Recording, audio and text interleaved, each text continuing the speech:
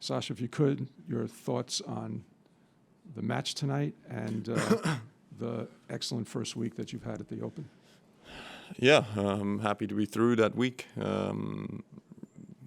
Jack, I think, played the best set of tennis I've ever seen him play. I did one unforced errors in the whole set, and I lost it 6-3 without having really any chances. So if he would have kept it up, I would have probably not won the match because to be honest, if he hits 17 winners and 2 unforced errors, there's not much you can do. So yeah, that was basically a summary. And then afterwards, when he gets injured, it's a shame because otherwise it would have been an incredible match, I think.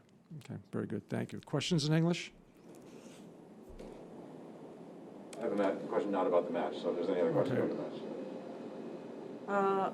I just want to know, besides him retiring, how do you feel your level of tennis is facing the second week and knowing the rivals that you have ahead? Yeah, the first set was the only set I lost so far in the tournament, and he played incredible. I think the next one is going to be very interesting against Jannik because he's somebody that is very hungry. He's a young guy on a come-up. He's playing extremely well, and I think it's going to be interesting to see how that matchup plays out.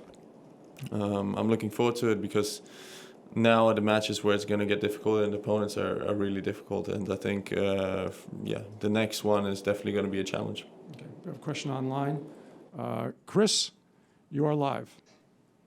Hey, Sasha, it's Chris with US Open. Congrats on week one. Thank you.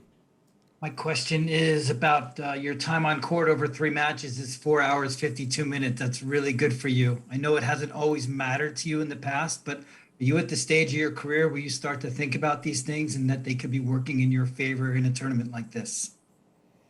It has always mattered, but if I'm down 2 sets to love or down 2 sets to 1, I have to stay on court to win the match. So it's great to spend as little time as possible on the court in the first week because that is where you kind of gain and win in the second week.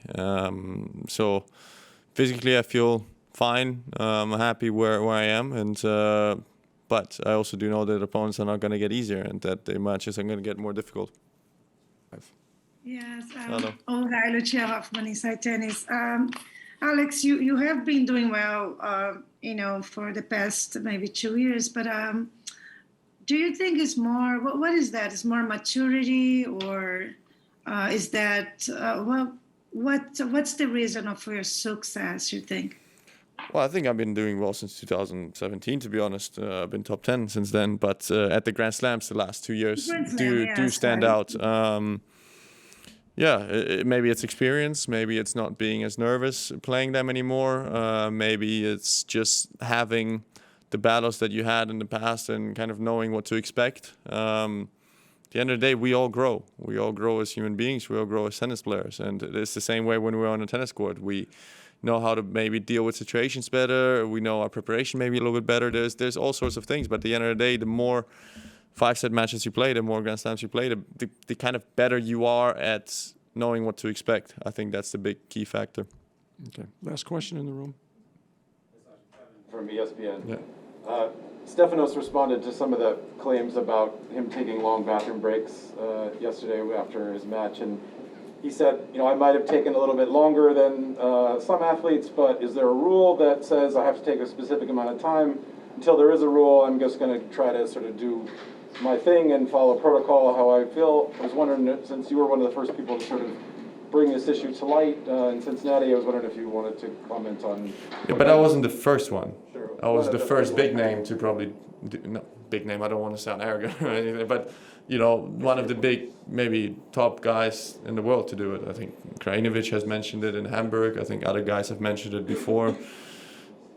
It just happens too much, I think. But it's not about how much he goes to the bathroom. I went to the bathroom today, but I was back in a minute, 30 seconds, because that's how long it normally takes to go to the bathroom, in my opinion.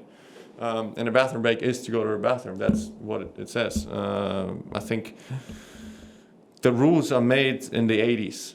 I think there are some adjustments to be made to those rules in general, not only with that regards, but in a lot of different cases, situations. all around. So he's doing. I've said it before. I don't want to talk bad about him anymore because I've been talked bad now about for a very long time, and I don't like a feeling, and I don't want to give it to someone else as well because it's not a nice thing to do.